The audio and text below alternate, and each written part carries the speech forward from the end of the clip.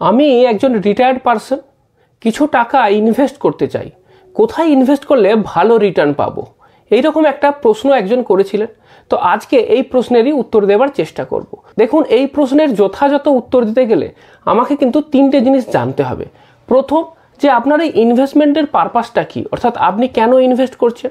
দ্বিতীয়, আপনি কত দিন ধরে ইনভেস্ট করবেন।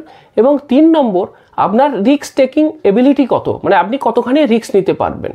এইবার যেহেতু এই 3টে স্পেসিফিক ইনফরমেশান আমার কাছে নেই, সেই কারণের জন্যই আমি জেনারেলাইজড ওয়েতে 4টে আলাদা আলাদা সিচুয়েশানেতে আপনার জন্য বেস্ট ইনভেস্টমেন্ট অপশান কীরকম হবে সেই বিষয়ে বলবো। প্রথম যেটা, সেটা হলো সিচুয়েশান 1। সিচুয়েশান 1টা কি?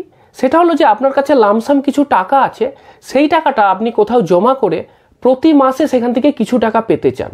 অর্থাৎ আপনার রেগুলার ক্যাশ ফ্লো দরকার, আপনার প্রতি মাসে ডে টু ডে যে সব খরচাখরচি আছে সেইগুলোকে মেনটেন করার জন্য আপনার টাকার দরকার। তো সেই কারণের জন্য যদি আপনি ইনভেস্ট করেন, তাহলে সেক্ষেত্রে আপনার জন্য বেস্ট অপশান হতে পারে সিনিয়র সিটিজেন সেভিংস স্কিম। আমি সিনিয়র সিটিজেন সেভিংস স্কিম এই জন্যই প্রেফার করব। প্রথম কারণ, এটা হচ্ছে সেফ এবং reliable instrument. Ministry of finance দ্বারা এটা পরিচালিত, এটা একটা স্মল সেভিংস স্কিম। এখানে ইন্টারেস্ট রেট যেটা সেটা ফিক্সড, বর্তমান সময়তে এখান থেকে ভালো ইন্টারেস্টও দিচ্ছে। তাছাড়া এখানে ইনভেস্ট করলে আপনার ট্যাক্সেও ছাড় পাওয়া যাবে। এখানে ইনভেস্ট করলে বছরে 1.5 লাখ টাকা আপনি 80C আন্ডারেতে ছাড়ও পেতে পারবেন। এইবার এক ঝলকে সিনিয়র সিটিজেন সেভিংস স্কিমের ফিচার্সগুলো আপনাকে বলে দিই। আমি বলেছি এর ইন্টারেস্ট রেট বর্তমান কোয়ার্টারে, মানে আপনার অক্টোবর থেকে ডিসেম্বর পর্যন্ত 8.2%।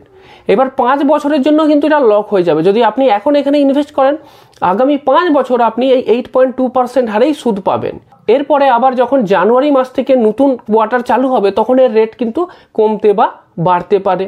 এর টেনিওরটা 5 বছর, আমি বললামই যে 5 বছরের জন্য এটা ফিক্সড হয়ে গেল। এবং এর ইন্টারেস্ট আপনি কোয়ার্টারলি পাবেন, মানে প্রতি 3 মাস ছাড়া ছাড়া ইন্টারেস্টটা পেয়ে যাবেন। এখানে মিনিমাম 1000 টাকা ইনভেস্ট করা যায়, ম্যাক্সিমাম 30 লাখ টাকা পর্যন্ত ইনভেস্ট করা যায়। এবার যদি আপনি 30 লাখ টাকা এখানে ইনভেস্ট করে দেন, তাহলে প্রতি কোয়ার্টারে আপনি 61,500 টাকা করে পাবেন। মানে আমি যদি মাসে হিসেব করি, 20,500 টাকা। মানে ঘুরিয়ে বলা যায় যে আপনি 30 লাখ টাকা এই পোস্ট অফিসের এই স্কিমটাতে ইনভেস্ট করে দিলে প্রতি মাসে মাসে প্রায় 20,500 টাকা করে পেয়ে যাচ্ছেন। তো আমি রেগুলার ইনকামের জন্য এই অপশানটা এই জন্যই প্রেফার করলাম। এটা একটা ডেট ক্যাটাগরি প্রোডাক্ট, এখানে কিন্তু কোনো ফ্ল্যাকচুয়েশন নেই। এখানে আপনি প্রতি মাসে একদম ইকুয়াল টাকা পাবেন। আর সবথেকে বড় কথা, যখন টেনিওর শেষ হয়ে যাবে, আপনার ক্যাপিটালটা কিন্তু আপনি পুরো ফেরত পেয়ে যাবেন। মানে ক্যাপিটাল টোটালি প্রোটেক্টেড রইল। অনেকে SWPর কথা বলে থাকেন, তবু আমার মনে হয় যেখানে রেগুলার ইনকাম দরকার এবং আপনি রিটায়ারমেন্টের পারপাসটা রাখছেন, সেখানে তো এই জায়গাতে রিস্ক না নেওয়াই ভালো। কারণ SWPতে কিন্তু ক্যাপিটাল প্রোটেক্টেড থাকবে এমন কিন্তু কথা নেই, কারণ এখানে আপনার মিউচুয়াল ফান্ডের ভ্যালু কমতে বা বাড়তে পারে। সেক্ষেত্রে আপনার ক্যাপিটাল যেটা আছে সেটা অনেকটা কমেও যেতে পারে। তো সেই কারণের জন্যই আমি বলবো যে সেফ এবং সিকিউর অপশান হিসাবে আপনি এই সিনিয়র সিটিজেন সেভিংস স্কিমটাতেই ইনভেস্ট করুন। এরপর 2 নম্বর যে সিচুয়েশানটা হতে পারে, সেটা হচ্ছে আপনার কাছে কিছু টাকা আছে, আপনার উদ্দেশ্য যেটা সেটা হলো যে আপনি এই টাকাটাকে বাড়াবেন, মানে মানিটাকে গ্রো করবেন। এবং আপনার টেনিওরটা শর্ট, মানে আপনি অল্প সময়ের জন্য ইনভেস্ট করতে চান আর আপনি রিস্ক নিতে চান না। তাহলে সেক্ষেত্রে আপনার কি ভালো ভালো ইনভেস্টমেন্ট অপশান থাকছে। সেক্ষেত্রে আমার মনে হয় যে সিনিয়র সিটিজেনদের জন্য যে FD আছে সেইটা বেস্ট অপশান। আপনি যদি দেখেন যে বর্তমান সময়তে যেগুলো শর্ট টেনিওরের FD, বিশেষ করে স্পেশাল FD, সেইগুলোতে কিন্তু খুব ভালো ইন্টারেস্ট দিচ্ছে। সরকারি বলুন বেসরকারি বলুন, সব জায়গাতেই ভালো ইন্টারেস্ট। আমি যদি ধরে নিই যে আপনি একদমই রিস্ক নেবেন না, বিশেষ করে যদি ব্যাংকের ক্ষেত্রেও আপনি চান একদম সেফ ব্যাংক যেগুলো আছে সেগুলোতেই ইনভেস্ট করব, তাহলে আপনার বিভিন্ন সরকারি ব্যাংকগুলো থাকছে, বা বেসরকারির মধ্যে যেমন ধরুন HDFC, ICICI, অ্যাক্সিস ব্যাংক, এইসব জায়গাতে ইনভেস্ট করতে পারেন। তো এইগুলোকে যদি আমি দেখি, তাহলে দেখতে পাচ্ছি যে মোর অর লেস প্রতিটা ব্যাংকে কিন্তু ভালো ইন্টারেস্ট দিচ্ছে, প্রায় 8%-এর কাছাকাছি ইন্টারেস্ট দিচ্ছে প্রায় সব ব্যাংকই। ব্যাংক অফ বরোদার 400 দিনের FD, সেখানে সিনিয়র সিটিজেনদের জন্য 7.8%। SBIর 444 দিনের FD, 7.75% ইন্টারেস্ট। PNBর 400 দিনের FD, 7.75%। ইন্ডিয়ান ব্যাংকের 400 দিনের FD, 7.80%। তারপরে ধরুন HDFC ব্যাংক আছে, তাদের 18 মাস থেকে 21 মাসের যে FDটা সেখানে 7.75%। তাছাড়া ICICI ব্যাংক আছে, সেখানে 15 থেকে 18 মাসের যে FD সেখানে 7.80% দিচ্ছে।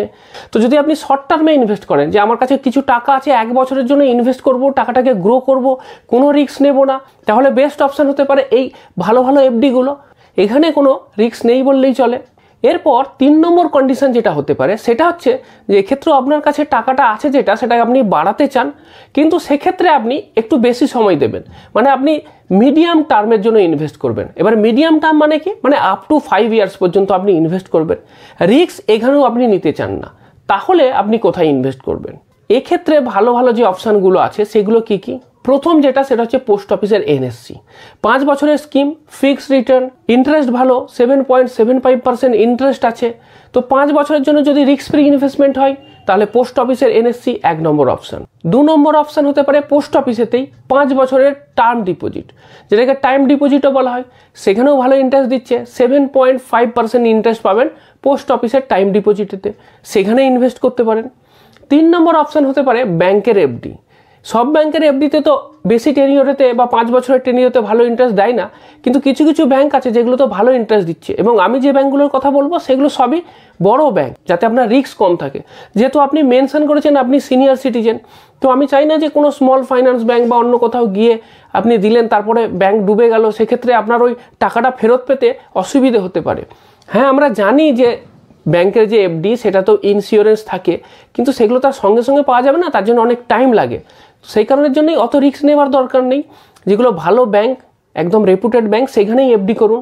তার মধ্যে কি আছে, যেমন ধরুন এইচডিএফসি ব্যাংক। এইচডিএফসি ব্যাংকে 4 বছর 7 মাস থেকে 55 মাস, প্রায় ধরুন 5 বছরেরই কাছাকাছি হয়ে গেল, সেখানে কিন্তু ভালো ইন্টারেস্ট সিনিয়র সিটিজেনদের জন্য, 7.9% ইন্টারেস্ট।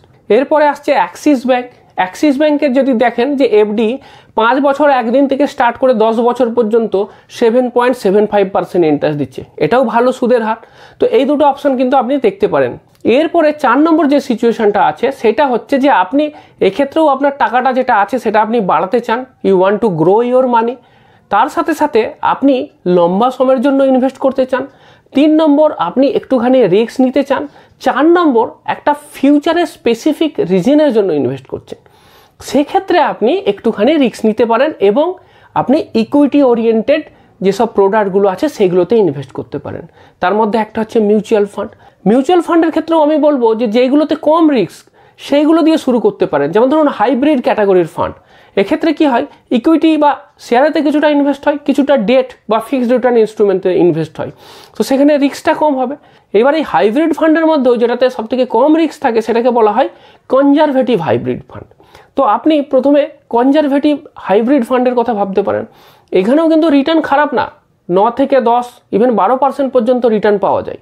তো 12% রিটার্ন মানে আপনার টাকা প্রতি 6 বছর অন্তর অন্তর ডবল হয়ে যাবে, এটাও একটা খুব ভালো রিটার্ন। রিস্কটা তুলনামূলকভাবে কম। কতগুলো ফান্ডের নামও আপনাকে বলতে পারি, কোনো রেকমেন্ডেশন নয়, শুধুমাত্র আপনি লিখেছেন যে আপনি মিউচুয়াল ফান্ডের নতুন, সেই কারণের জন্য আপনাকে কতগুলো মিউচুয়াল ফান্ডের নাম বলে দিচ্ছি। আমি সবগুলোই এমন এএমসি চুজ করছি যেগুলো খুব নাম করা এএমসি, যাদের নাম আছে, যেমন ধরুন SBI conservative hybrid fund, ICICI prudential regular saving fund, Kotak debt hybrid fund, HDFC hybrid debt fund. তো এগুলো সবই অ্যাগ্রেসিভ হাইব্রিড ফান্ড, এখানে রিস্কটা অনেকটাই কম, জেনারেল ইকুইটির তুলনায় রিটার্নটাও মোটামুটি ভালো পাওয়া যায়, তো সেটা একটা অপশান হতে পারে। এইবার যদি রিস্কটাকে একটুখানি বেশি নেওয়া যায়, মিডিয়াম টাইপের রিস্ক যদি নেওয়া যায়, সেক্ষেত্রে ডিনামিক অ্যাসেট অ্যালোকেশন ফান্ড এটা ভাবা যেতে পারে। এইখান থেকে একটু বেশি রিটার্ন পাওয়ার সম্ভাবনা আছে, 10 থেকে 12 ইভেন 14% পর্যন্ত রিটার্ন দিয়েছে একটা ফান্ড। এর মধ্যে আছে যেমন ধরুন এইচডিএফসি ব্যালেন্সড অ্যাডভান্টেজ ফান্ড, এটা একদম কনসিস্টেন্টলি ভালো পারফর্ম করে এই ক্যাটাগরির মধ্যে। তারপরে আছে Aditya Birla Sun Life balance advantage fund, ICICI Prudential balanced advantage fund. তারপরে আরেকটা অপশন হতে পারে সেটা হচ্ছে মাল্টি অ্যাসেট ফান্ড। এখানে কি হয়, এই একটা মিউচুয়াল ফান্ডের মধ্যে সব ধরনের প্রোডাক্টে ইনভেস্ট হয়, কিছুটা শেয়ারে ইনভেস্ট হলো, কিছুটা ফিক্সড রিটার্ন ইনস্ট্রুমেন্টে ইনভেস্ট হলো, কিছুটা আবার সোনা আবার রূপোতে ইনভেস্ট হলো, কিছুটা রিয়েল এস্টেট বা আরইআইটি সেই জায়গাতেও ইনভেস্ট হতে পারে। তো সব মিলিয়ে ইনভেস্ট হলো, তো সেই কারণের জন্য এখানেও রিস্কটা তুলনামূলকভাবে কম। তো এরও যে ফান্ডগুলো আছে, আমি বড় ফান্ড হাউসের যে ফান্ড আছে তাদের নামই বলবো সবসময়, যেমন ধরুন ICICI Prudential multi asset fund, Kotak multi asset fund, এগুলো দেখেছি রেগুলারলি ভালো পারফর্ম করেছে, তো এইরকম ফান্ডের কথা ভাবতে পারেন। এরপরে আসি পিওর ইকুইটি ওরিয়েন্টেড ফান্ড, এইগুলোতে সবথেকে বেশি রিস্ক। এবার ইকুইটি ফান্ডের মধ্যেও সবথেকে কম রিস্ক যেগুলোতে থাকে সেটাকে বলবো লার্জ ক্যাপ ফান্ড বা লার্জ ক্যাপ ইন্ডেক্স ফান্ড। তো এইখানেতে আপনি ইনভেস্ট করতে পারেন যে ভালো লার্জ ক্যাপ ক্যাটাগরির যে ফান্ড আছে, সেটা আপনার নিপন ইন্ডিয়া লার্জ ক্যাপ ফান্ডই হোক, আইসিআইসিআই প্রুডেন্সিয়াল ব্লু চিপ ফান্ডই হোক, বা এইচডিএফসি টপ 100 ফান্ড হোক, এইগুলো কিন্তু সব লার্জ ক্যাপ ক্যাটাগরির ফান্ড, এগুলো রেগুলার ভালো পারফর্ম করেছে। তো এই ফান্ডে ইনভেস্ট করতে পারেন, বা কোনো রকম ভাবনা চিন্তা না করে স্রেফ ইন্ডেক্সে ইনভেস্ট করতে পারেন। দুটো লার্জ ক্যাপ ইন্ডেক্স আছে, একটা হচ্ছে সেন্সেক্স আর একটা হচ্ছে নিফটি 50। সেন্সেক্স মানে টপ 30 কোম্পানি।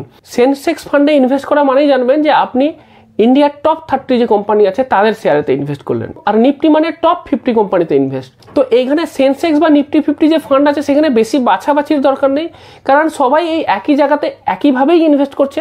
শুধু যেটাতে আপনার এক্সপেন্স রেশিও কম আছে সেরকম একটা জায়গায় ইনভেস্ট করতে পারেন, বা কোনো যদি নামি এএমসি থাকে, যদি আপনার মনে হয় যে এই এএমসিটা ভালো বা এই ফান্ড হাউসটা ভালো, তাদের ফান্ডেতে ইনভেস্ট করলেই হবে।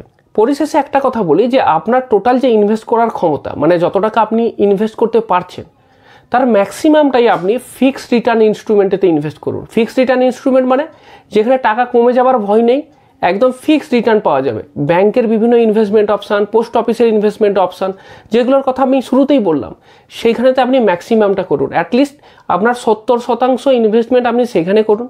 এরপর বাকি রইল যে 30% ইনভেস্টমেন্ট, সেইটা আপনি ওই ইকুইটি ওরিয়েন্টেড যে প্রোডাক্টগুলো আছে সেইগুলোতে ইনভেস্ট করতে পারেন আপনার প্রয়োজন অনুযায়ী। আর এখানে যখন ইনভেস্ট করবেন, আমি তো বলবো এসআইপি রুট দিয়েই করবেন, মানে সিস্টেমেটিক্যালি প্রতি মাসে অল্প অল্প করে ইনভেস্ট করবেন।